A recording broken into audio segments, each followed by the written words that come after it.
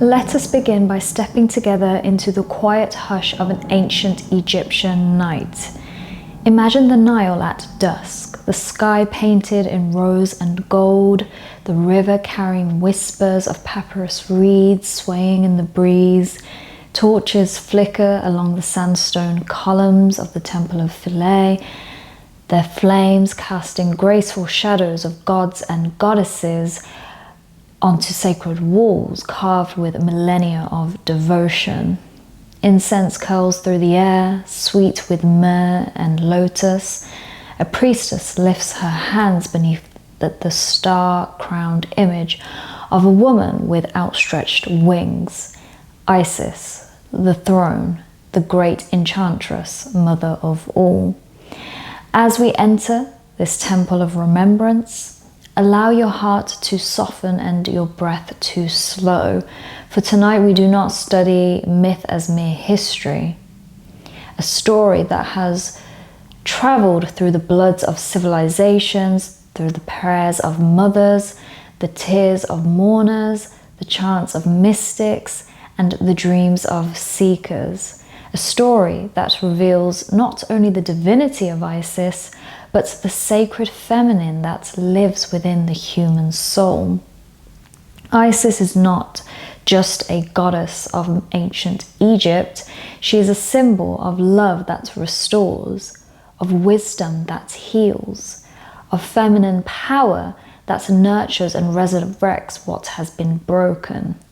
To learn of Isis is to learn of the soul's own capacity to gather its scattered pieces, to breathe life back into what has fallen apart, and to protect with tenderness that which is fragile, sacred, or yet to be born. In this lecture, we will journey into the heart of Isis, her story, her power, her evolution across cultures, and the timeless wisdom she offers those of us walking our own inner path towards healing, wholeness, and spiritual maturity. But before we analyze, before we interpret, let us first remember. Let us step inside the myth itself, the myth of Isis and Osiris, a story of love, loss, magic, motherhood, death, and rebirth. And as we walk through these ancient sands together, I invite you not only to listen with the mind, but to feel with the heart. For the myth of Isis is not merely to be understood, it is to be experienced. And if you haven't seen my lecture on Osiris and the conjoined story of them both, please do check out that video as well. Isis, or Aset, as she was known to the ancient Egyptians, is among the most revered and enduring deities of world civilization. Her name, represented in hieroglyphs by a throne, reflects her earliest association with kingship. She was the divine embodiment of royal power, the very seat upon which the pharaoh ruled. The ruler of Egypt was symbolically the child of Isis, legitimized by her sacred authority. Over time, Isis evolved from a regional goddess into the most universally worshipped goddess of the ancient world, spreading far beyond Egypt into Greece, Rome, and throughout the Mediterranean too. Her temples stood in Nubia, in Athens, in the heart of Rome, and even as far as London. She transcended borders, languages, and empires, a divine mother for all peoples. Her attributes and domains. Isis embodies a constellation of sacred qualities: the divine mother, nurturing, passionate, protective, compassionate; the magician and healer, mistress of sacred words, spells, medicine, and resurrection; the mourner, who weeps for the slain and comforts the suffering; the queen, dignified, wise, sovereign, seated on the throne of cosmic order; the protector of children, the vulnerable, the dead, and the truth itself. No other Egyptian goddess united so many roles with such tenderness and power. She was equally revered by peasants seeking healing for their children, by kings seeking divine legitimacy, and by initiates seeking eternal life. Isis as the archetype of the sacred feminine. Psychologically, Isis represents the Great Mother archetype, the nurturing, life-giving feminine force described by Carl Jung and Erich Neumann. But unlike the passive maternal archetype often sanitized in later cultures, Isis embodies an active feminine power. She searches, she learns, she creates, she resurrects, she fights, and she protects. Isis's femininity is not fragile, it is transformational. She is soft and unbreakably strong. Her love does not shield her from suffering, but it guides her through suffering into wisdom and action. Central to Isis's identity is her mastery of magic, Heka. In Egyptian thought, magic was not superstition, but the creative intelligence of the cosmos. To know the true name of a thing was to know its essence. And among all deities, Isis was the most skilled in this sacred art. Ancient texts call her she who is more clever than a million gods. She used her magic not for domination, but for restoration, to heal the sick, to protect the innocent, to resurrect the dead, and to reconcile what was torn apart. And it is through her most famous myth, the story of Isis and Osiris, that her character shines with full radiance. In the next section, we will step into this myth in stages, not only as a story of ancient gods, but as a map of the soul, illustrating universal patterns of loss, transformation, and spiritual rebirth. The story of Isis and Osiris is one of the oldest and most influential sacred narratives in human history. It is a myth of love and betrayal, death and rebirth, motherhood and protection, justice and restoration, but it is also a spiritual allegory, a map of the soul's evolution. Let us walk through the 6 key stages of this myth, exploring both the story and the inner meaning contained within each. Stage 1, the sacred union, harmony and wholeness. There was a time when Egypt flourished under the just and gentle rule of Osiris, a wise king who brought civilization to humanity, teaching agriculture, law, and reverence for the gods. By his side stood Isis, his beloved sister wife, equal in wisdom and power. Together they represented a sacred harmony, masculine and feminine, order and intuition, king and queen in divine balance. Under their reign, the world was in a state of ma'at, cosmic truth, balance, and harmony. The inner meaning. This stage symbolizes an original state of inner wholeness, the soul in alignment before fragmentation. We remember moments in life when everything felt coherent, meaningful, and aligned. It is the Eden within human memory, a time of innocence, love, and unity. Stage 2, the fall into chaos, betrayal, loss, and fragmentation. But harmony invites envy. Osiris's brother, Set, the god of disorder, violence, and chaos, could not bear his light. In a calculated act of betrayal, Set crafted a beautiful chest fitted perfectly to Osiris's body, luring him into it at a feast. Once Osiris lay within, Set sealed it shut and cast it into the Nile. In some versions, Osiris dies within the chest. In others, Set later tears his body into 14 pieces, scattering them across the land. The Golden Age collapses, Egypt falls into darkness. Isis's role, well, she does not collapse in despair. She transforms her grief into purpose. Her tears become devotion in action.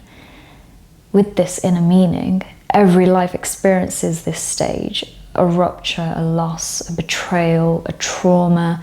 Something once whole becomes fragmented. A relationship ends, a dream dies, a part of the self becomes exiled.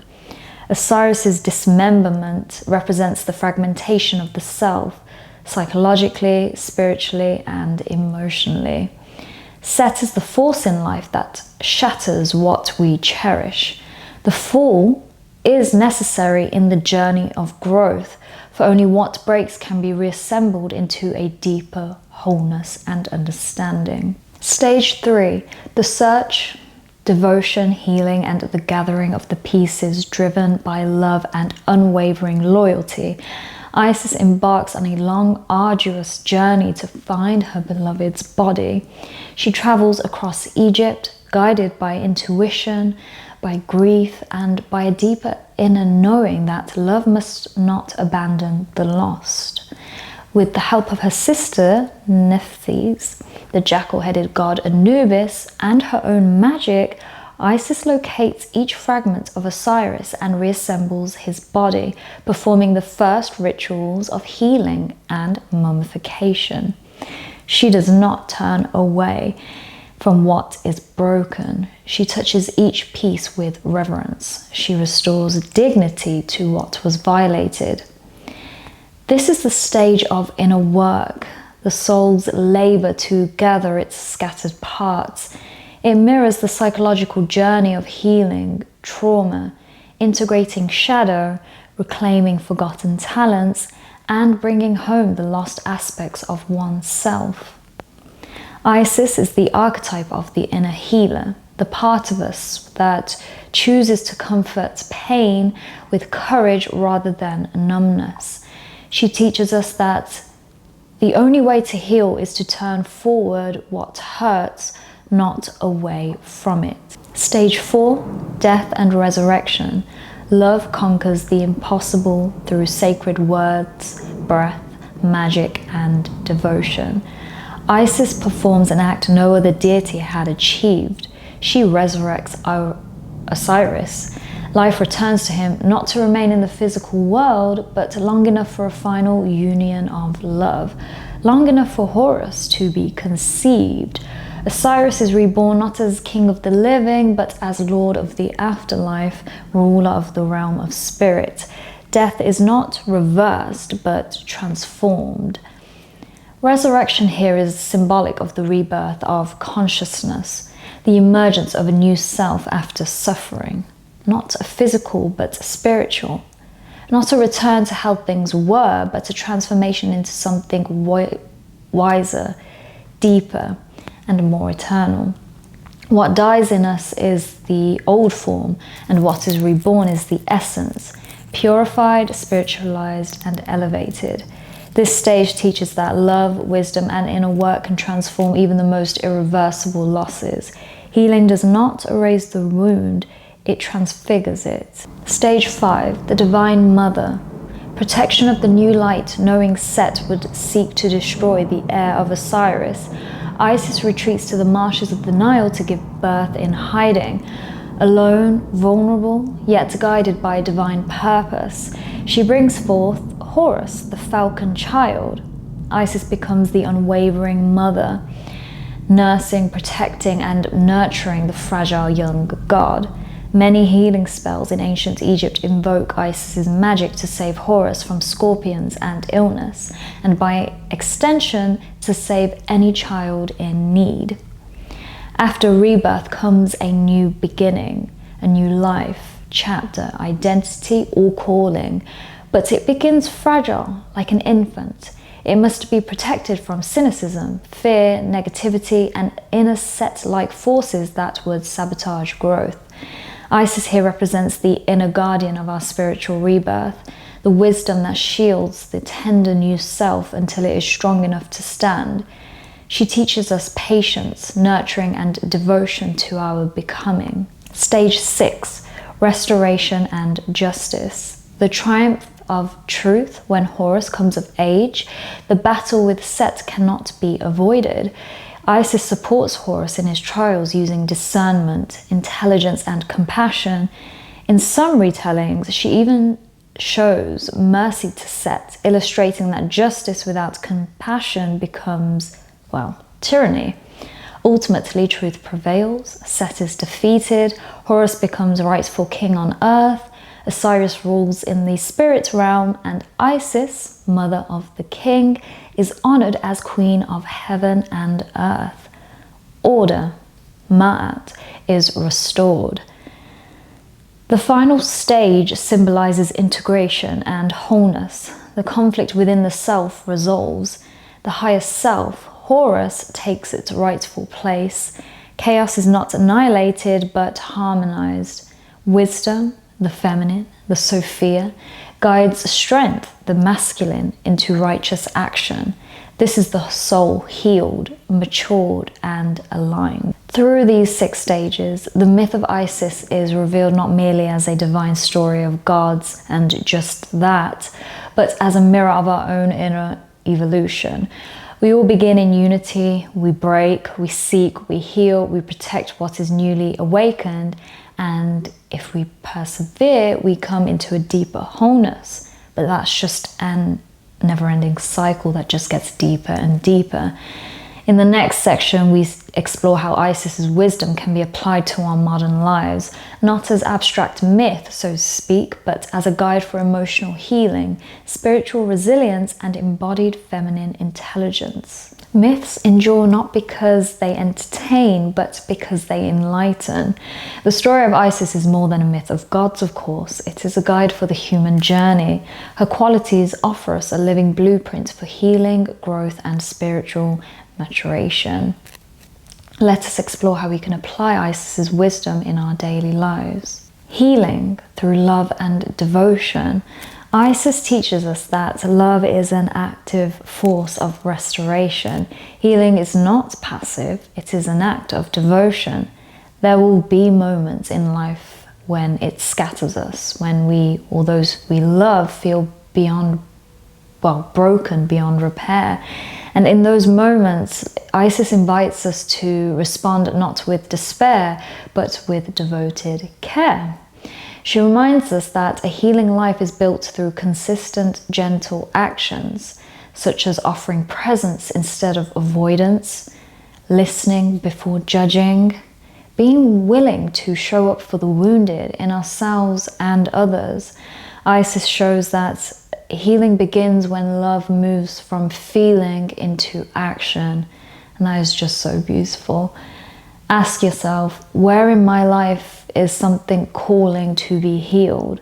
Then choose one small, consistent act of care that honors that healing. A message sent, a conversation initiated, a journal entry begun, a boundary set, or a prayer offered. Gathering your lost pieces, integration of the self. Osiris's dismemberment mirrors our own fragmentation, as gory as that may sound. Healing requires integrating all that we are, the light, the shadow, the forgotten, the rejected. Isis does not ignore the pieces. In fact, she seeks them, touches them, and honors them. Identify one piece of yourself that you have neglected.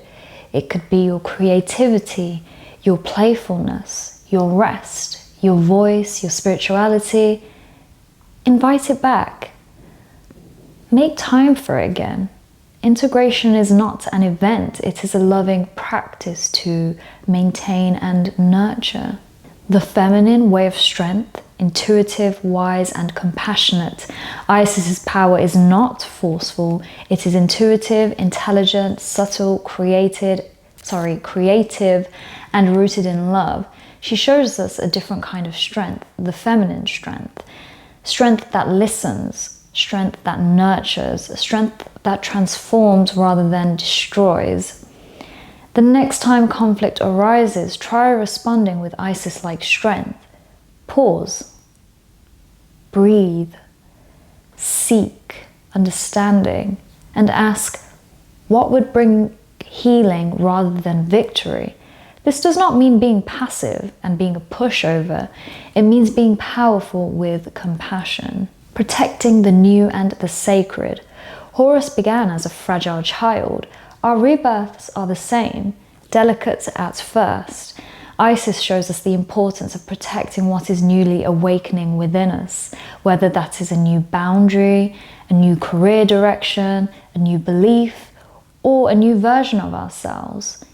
Keep your early growth private if needed. Protect your dreams in their infancy from doubt, both internal and external. Nurture your becoming. Belief in renewal, resurrection as inner reality. The resurrection of Osiris teaches us that what falls apart in life can transform into a higher form. We need not return to the past to heal. Healing invites us forward into a wiser future. Hold the mindset of transformative hope. When something ends, instead of asking, why has this happened to me? Try asking, what is this ending preparing me for? What is next? And Isis teaches us that nothing is final. Everything is a passage towards a deeper life. One of the most extraordinary aspects of Isis is her universality. She does not remain confined to Egyptian religion. Her essence rises across cultures, faiths, and eras, confirming a key teaching of the perennial philosophy, that truth is one, though its expressions are many. Let us briefly draw a few insightful parallels. Isis and the divine feminine in world traditions, one of my favorite topics. In ancient Egypt, Isis embodies the sacred feminine, love, magic, healing, maternity, protection, and the wisdom that restores cosmic balance. In Christianity, many scholars note parallels between Isis and Mary, the mother of Jesus. Art from late antiquity shows Isis nursing Horus in the same posture later used in Christian icons of Mary with the infant Christ. Both represent compassion, purity, and maternal intercession. In Sufism and Islam, while Islam has no goddess figures, the divine feminine appears as Rahma, mercy, from the root Rahm, meaning womb. God's mercy is described as more tender than a mother's. Sufi mystics, such as Ibn Arabī, describe encounters with the divine feminine as wisdom, Sophia.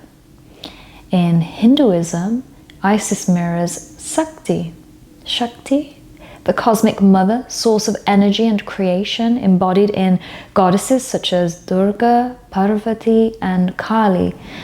Like Isis, the goddess is the power through which divine resurrection, protection, and transformation unfold. In Taoism and Eastern traditions, the Tao is described as the Great Mother, the silent giving, life-giving womb of existence. Compassionate figures such as Guan Yin echo Isis's enduring archetype as a feminine savior and healer. And we have Mother Nature, of course. Across cultures, one pattern repeats. The universe has a maternal heart, a principle of love, wisdom, and protection that accompanies the soul back to wholeness. As we leave the mythic sands of Egypt and step back into our own lives, let us carry with us the presence of Isis, not as a distant goddess anymore, but as a symbol of our own inner capacity to heal, love, and transform. The story of Isis shows us that love is stronger than loss. Compassion is wiser than force. Healing is indeed a sacred act. The soul can be shattered and still become whole. The feminine is not weak, it is a power that restores life. Quite the contradiction. Isis invites us to become the healer of our own story, to face our pain without fear, to gather our lost pieces with tenderness, to protect our rebirth, to trust that what dies in us can be reborn in a nobler form. Before we close, I invite you to take a breath and imagine Isis's wings gently unfolding around you, a symbol of protection, compassion, and sacred belonging. In those wings, remember, you are not broken beyond repair. Your story is not finished. and a new chapter always awaits, one guided by wisdom, love, and inner sovereignty. May we walk forward with the grace of Isis in our hearts, seeing life as sacred, healing as holy, and love as our greatest magic. Thank you so much for watching this lecture and supporting the channel. This is part of the Ancient Mythology course series. Course and not playlist, now that YouTube supports this new feature called courses as a resource for education, which is great and serves the purpose of this channel. I'd like to end it with my disclaimer that I am by no means claiming to be knowledgeable in everything, except that I am in the humble pursuit of wisdom. Thank you so much for watching.